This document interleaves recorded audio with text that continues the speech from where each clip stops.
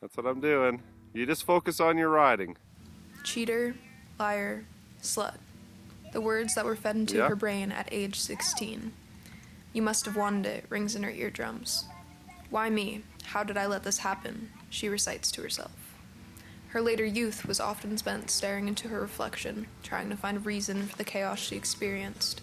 The girl in the mirror was put to blame, words plastered amongst her reflection, drowning her truth, drowning a story. No, not yet. Gracie. Oh. Hey. Are you doing okay? Yeah? Why? What's going on? Didn't you hear about what happened at lunch? No? Why? What happened at lunch?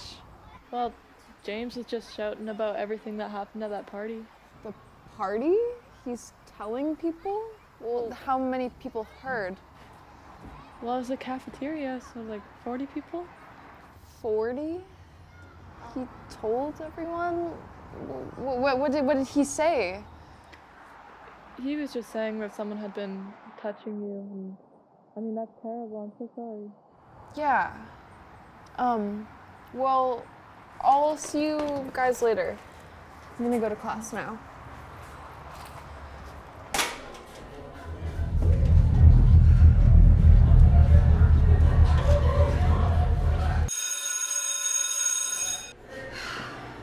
Hey, Gracie. I heard what happened. I'm so sorry. Yeah? Who did you hear it from? James.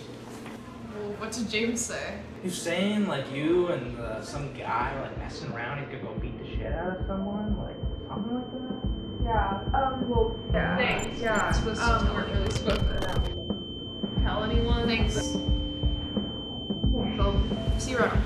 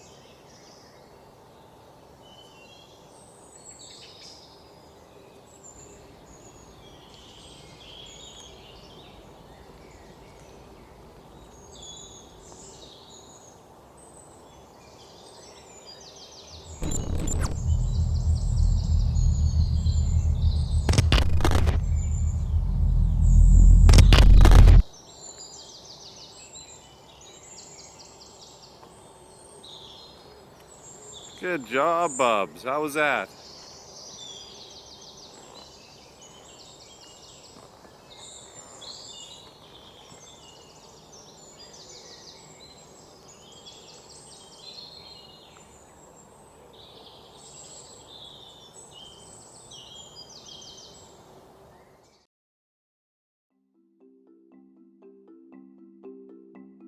My name's Katerina.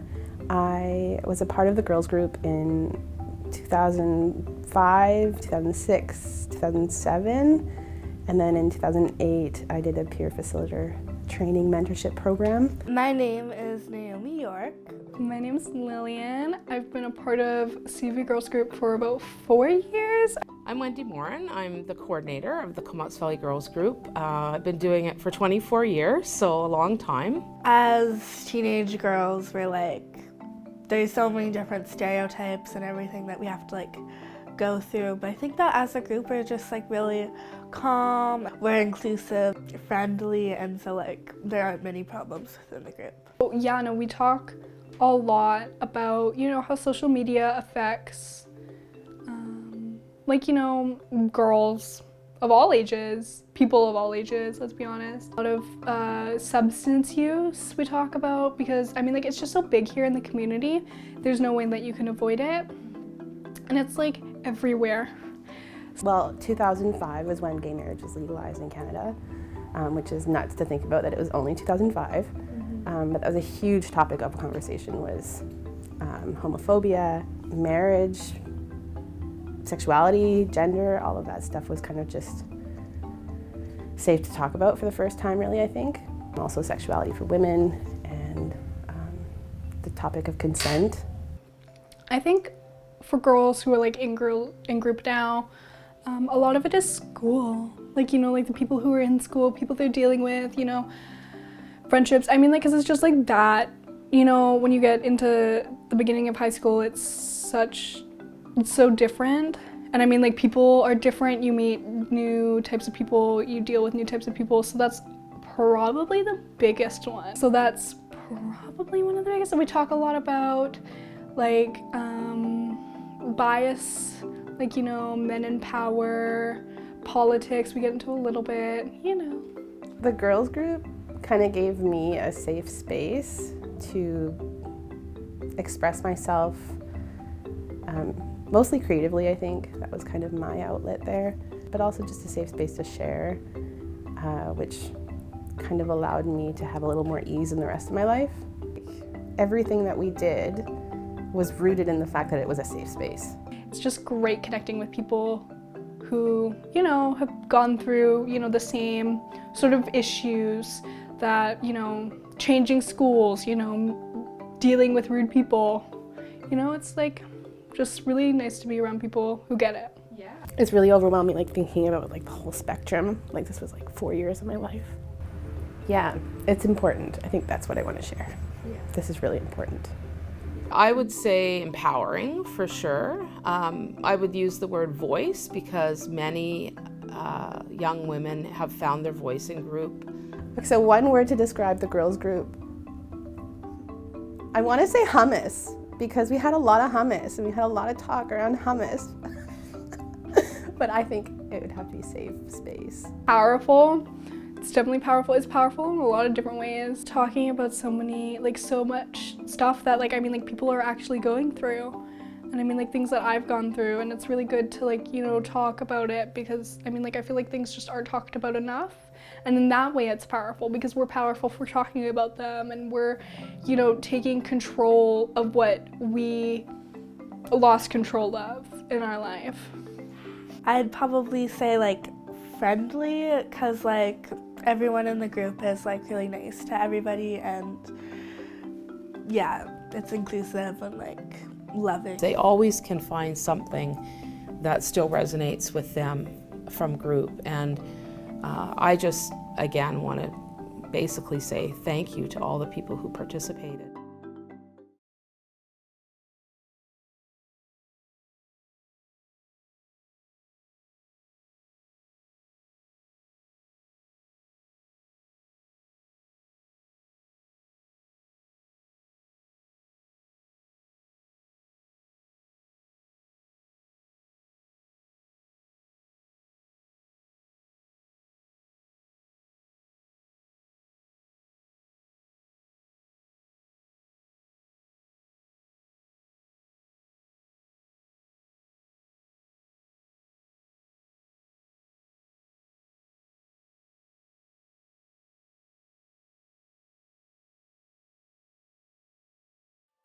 I've been involved with restoration of the Solom before there was a Solom River Restoration Society. I was involved with the Solom River Task Force, which was a government and agency task force looking at the problems in the Solom, essentially the lack of fish. That was probably in about 1997. I've been living on the Solom River for almost 40 years.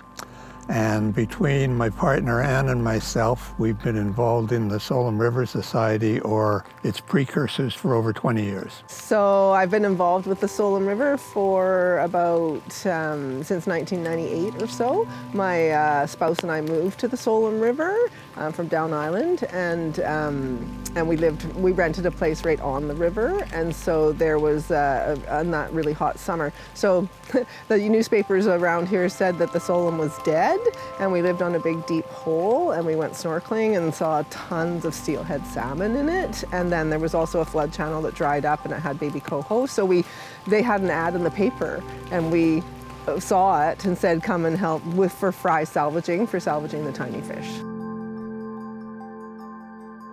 It's a long and sad history since the settlers came. Essentially, the settlers, the best area when they came was right around the Solom. All the lands that the First Nations essentially had developed for themselves and created large prairies were the ones that the settlers picked because there was no trees to remove. And those that did move upriver essentially removed a lot of the trees from the banks of the river. And there was a logging company who came in at one time and dumped all the big logs into the river and built a dam up on Wolf Lake to sluice them down like they do in the east. They put dams in and they blew out a lot of stuff, and they wrecked the gravel. And then the logging was awful in those days. They logged right down to the river, took everything away, and took a lot of the land cover, the trees off the land. Well, the biggest thing when I got involved was a big push to fix the mine site pollution. So it had been determined, just as we got involved, for sure that was causing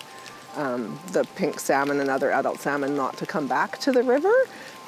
So that was the main issue when I first started. There's been many more since then, but the impetus, our first job was to lobby government to fix the mine site pollution. We always say that the logging essentially reduced the runs to a very minimum, and the copper essentially didn't allow the runs to recover.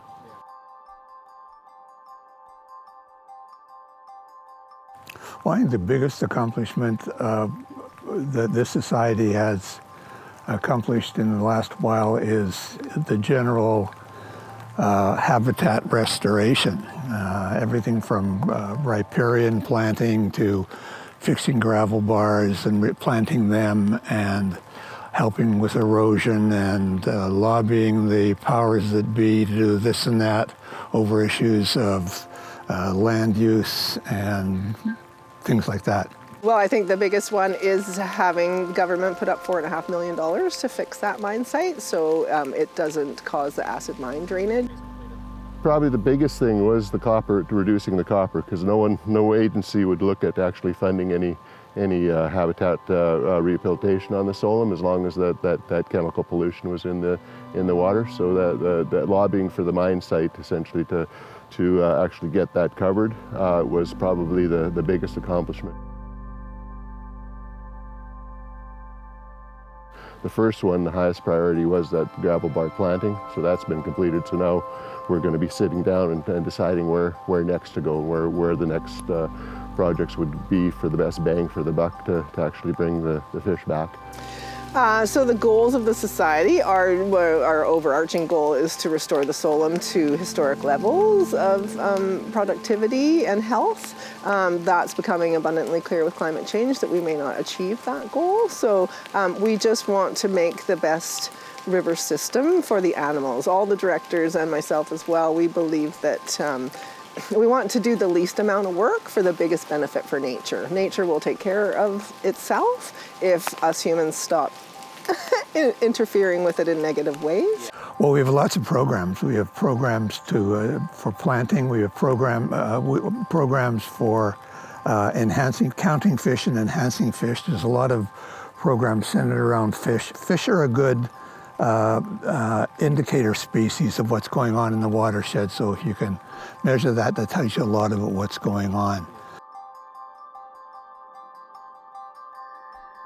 Yes, the Puntledge Hatchery, we work with Fisheries and Oceans and the Puntledge Hatchery there's an old dam on Wolf Lake, which is up in Merville at the bottom of Mount Washington. There's an old dam there, and so while we were lobbying for remediation of the mine site, we were doing enhancement projects, and we used an old hatchery that Fisheries and Oceans had in Merville to make 1 million pink salmon babies, and we let them go every year for 13 years. Well, that's essentially the one we've been dealing with. It's climate change didn't just happen now that people are talking about it. It's been happening all along, and we have always said that our problem with the Solom River is high flows in the wintertime and low flows in the summertime, and that's really accentuated by climate change. Essentially, during the summer you get those long periods of drought, so you have essentially you have a discontinuous river kind of thing. The fish can't move up and down the reaches kind of thing because they get separated just by the various riffles and that type of thing in the river.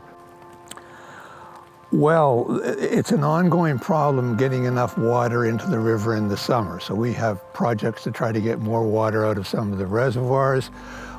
Just by the very fact of putting shade over the river and planting along the bank, you can increase the water a little bit. Well, there's all sorts of problems in the river, and we're only just scratching the surface. The fact that we've lost a lot of tree cover, especially along the river, is really important because it means there's not enough good fish habitat, and which gets into a second big problem, which is the general category of hydrology. The river is flashy. It floods in the winter, causing erosion and silting and gravel movement and that sort of problem. And it dries up in the summer, so there's not enough water for the fish for them to get access to their spawning grounds, and let alone enough gravel in the spawning grounds for them to do the thing.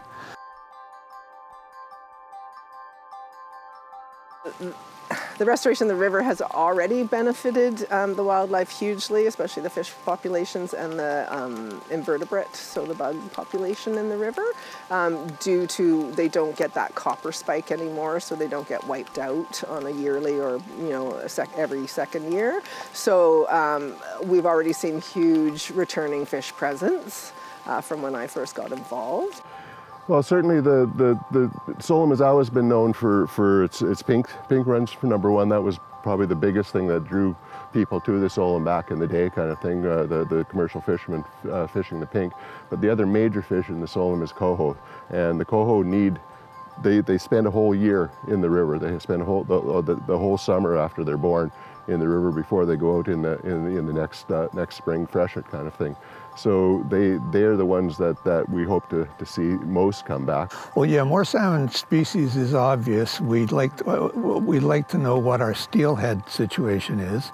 They're kind of the iconic fish in the river, and as far as we know, the last time we looked several years ago, there was only 20 or 30 does coming up. So it's really, it may be better than that, but they're very hard to find and hard to count.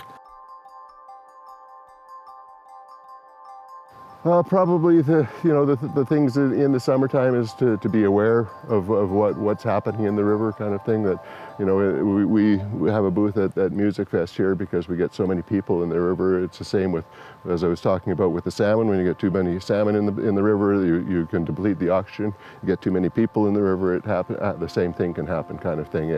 We get we wash off of bodies and that type of thing kind of thing.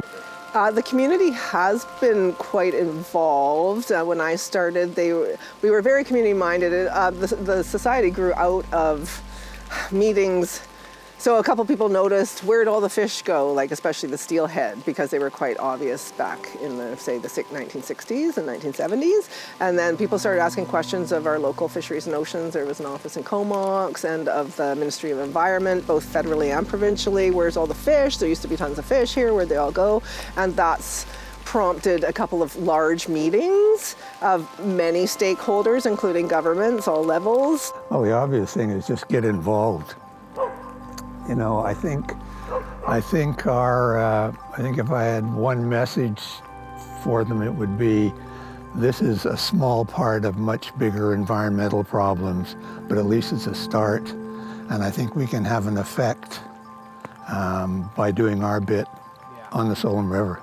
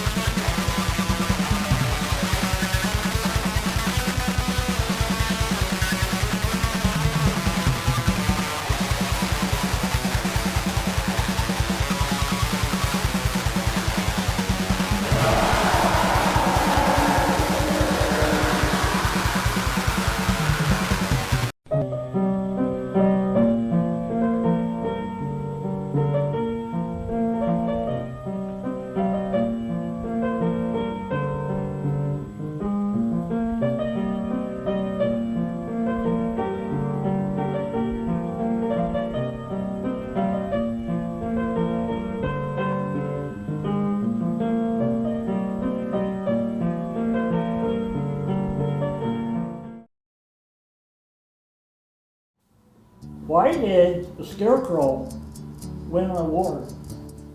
Why is that, Rob? Because he was outstanding in his field.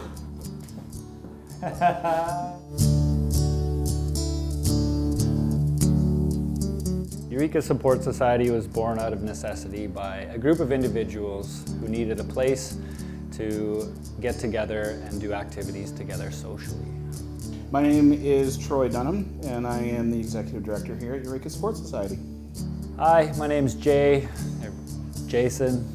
I am the Program Director and Support Manager here at Eureka Support Society. I got involved here at Eureka just about a year ago, and I was transitioning from one job in town and to another. Company that I was working for closed down, and there was this opportunity that arose. I've been working in social service organizations for quite a long time, so this seemed like a really good fit. And as I started to meet people and kind of get to know people, it was like, yeah, this is where I want to be. Eureka Support Society, the building itself, this place is a sensitive space for people living with mental illness, severe mental illnesses. And I'm happy to be here providing support for people who come to this space to hang out and do whatever it is they need to do to make their lives better, because everyone deserves to live their best life. And that's what I want for our members. I want to see them grow and expand and become the people that they want to be. And however I can facilitate that for them is what I do here. Where do Volkswagens go when they get old?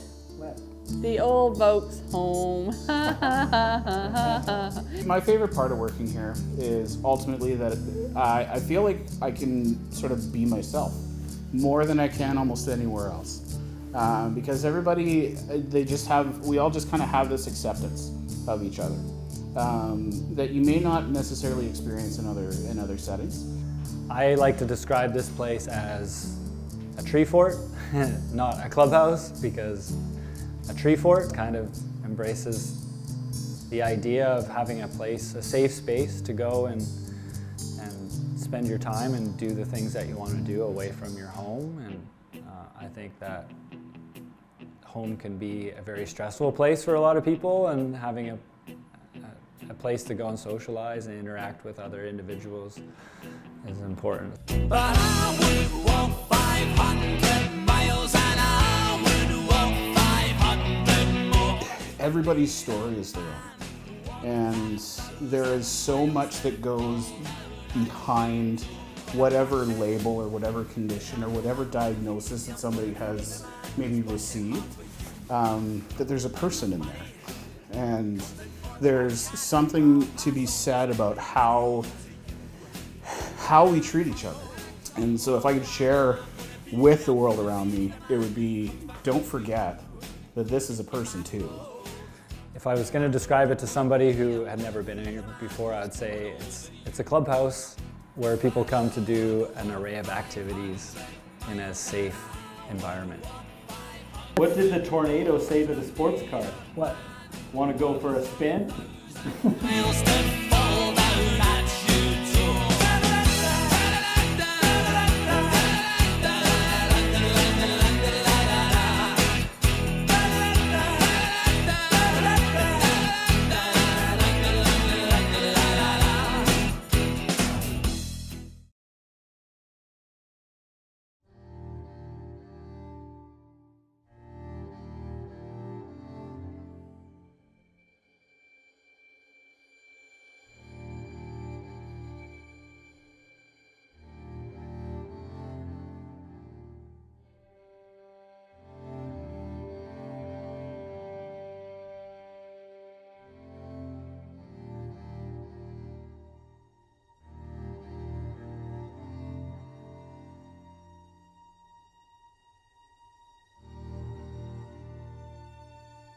Yeah, well, I think that the Jordan River is just such a beautiful spot. When I moved to Victoria about 1.5 years ago, it was one of the places that I kept hearing about as like, you have to go here. So of course I went and I saw just how great it is. And as soon as I started to learn about how the 3 different industries have changed it over the years, I just got really interested to see how that happened and what the effects are and what's being done to reverse those decades of industrial work. When I first started working on looking at the river and thinking about ways to restore it, a lot of people said, you know, you're wasting your time. It's been a dead river for many years, and that's how it will always be. And I started to realize that it wasn't dead. It was just sick, and it has a lot of things constraining it. And I think it's just really important for me to take care and to do what I can to help improve the state of this sick ecosystem. So there was a mine that contaminated the river and really wiped out the fish populations. And then BC Hydro also has a dam on the river, and that has affected the fish as well and really prevented them from coming back to the levels that they were many years ago. And then the other one is forestry. So my name is Dave Burt. I'm a fisheries biologist based out of Nanaimo. I became involved with the Jordan River in 2005 when I was awarded a contract, a 6-year contract to study the fish abundance in the river. So that started me on the Jordan. I began a PhD in geography and planning at the University of Toronto in 2014, focusing on mine waste and mass mine waste contamination. I'm Jolene Rudisella, and I'm a journalist with Capital Daily, and I wrote a story about the Jordan River and its history earlier this year. My name is Mark Lajeunesse. I grew up here, was born here. My family was in the logging industry here. So I first started looking into the Jordan River because I found a map that showed basically all the contaminated mine sites in BC, and I saw that there was one at the Jordan River, and I'd never heard of it before. So I started looking into that, and the more I researched, I just found that there wasn't a ton on that mine that I could find. So that got me really curious, of course. So the river became contaminated probably in the late 50s, early 60s, because that's when the salmon stocks disappeared quite quickly and became extinct. And the only thing that would make the river, make those runs disappear in the space of a few years is something like copper contamination. So I started reaching out to people I'd seen in the news about it before, and one of those people was Wayne Jackman, who lives near the Jordan River, and I very quickly noticed that, or I very quickly learned that there was so much more than just the mine that had contributed to the decline of the river. So it became a way bigger story than I expected. It was a typical kind of situation where a citizen was concerned, Ken Parkinson was concerned, he knew that there were toxins going into the river, and he went to government with his concerns, and government ignored him. And they got to the point where they wouldn't even return his phone calls, and yet he was saying, look, I've got studies here showing that the water is so contaminated with copper that the river will not support salmon. And the source of this is the mine. And so somebody has to be responsible to clean up the mine. The Jordan River is such an amazing spot, and the fact that there are actual changes that can be done to bring the Jordan River back to how it once was, I think that's super important, and more people should know about that. There are 2 sources of copper. One is from that actual deposit leaching into the river, and the other is that the tunnel, there's water comes down the tunnel from the underground mill room upriver, and that water flows into the main stem as well, and that's also contaminated. So there was actually 2 sources of copper. So that was the start, and the fish numbers went from the average was about 1,500 chum, 750 coho. There was a steelhead run, There were anadromous sea-run cutthroat trout that came into the river, and in the space of a few years, everything disappeared, and the runs became extinct. I would say like one aspect that I see that could bring salmon back is just returning water flows to the old tail race from the old hydro plant. I've talked to locals who used to live here back in the 60s that just tell of the abundance of pink salmon that spawned up that channel. I think finding a way that we could return flows to that area would be a good starting point to seeing a significant amount of salmon return to the water or to the river. Oh, I can just remember there were so many. The pinks in the river behind me here, once you rounded the corner towards the powerhouse, that you could walk across them. There was like a run of about 10,000 that were in there all the time. We need to get on the bit and finish the cleanup, and then BC Hydro has to do a much better job of managing the water flows in the river to take into account the needs of the salmon. Because nobody's been thinking about the fish as they did the logging, as they did the damming of the rivers, as they did the mining there. People were set on exploiting resources, but the last thing on their mind was protecting the fish. And we have to change that. You know, we have to change our whole approach to these things and start healing the earth. I would say it just needs a fresh water source coming down here again. That would be enough fresh water for the salmon to go back up there. What I think is the main thing that needs to be changed about the river is just awareness.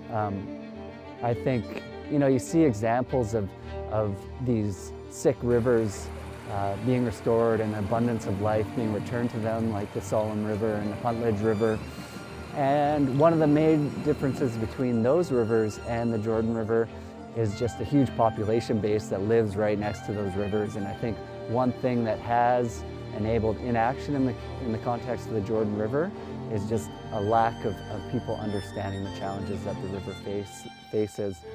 Progress has been made after a law student, Matt Nevsted, sat down and did the research and proved that there was corporate liability on behalf of Tech, that they were liable to clean this thing up.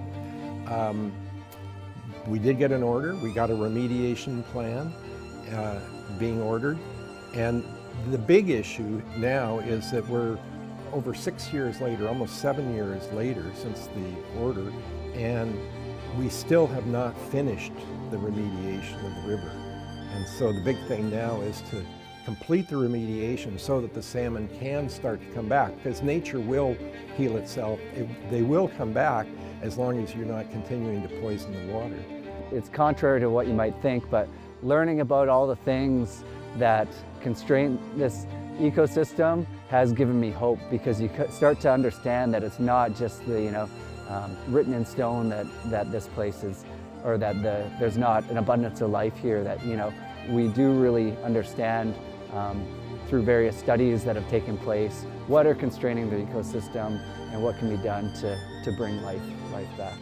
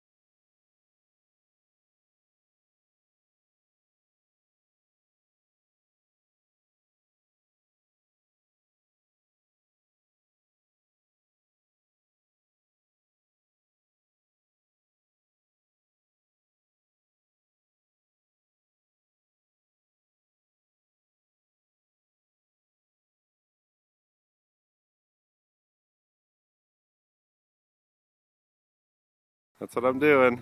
You just focus on your riding. Cheater, liar, slut. The words that were fed into her brain at age 16. You must have wanted it, rings in her eardrums. Why me? How did I let this happen? She recites to herself.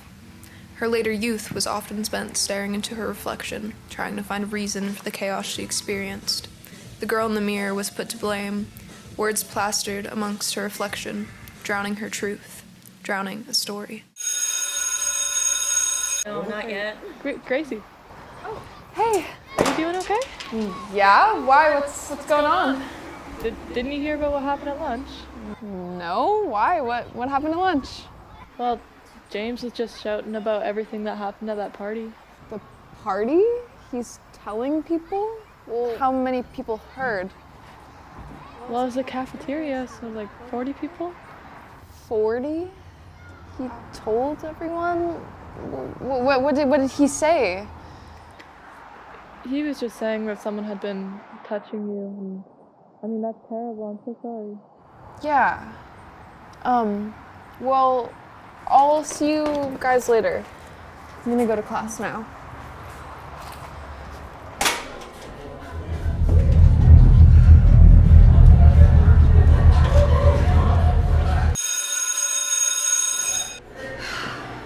Hey, Gracie. I heard what happened. I'm so sorry. Yeah? Who did you hear it from? James. Well, what did James say? He was saying like you and some guy like messing around. He could go beat the shit out of someone, like something like that. Yeah. Well, yeah. Thanks. Yeah. Supposed to we weren't really supposed to tell anyone. Thanks. So, see you around.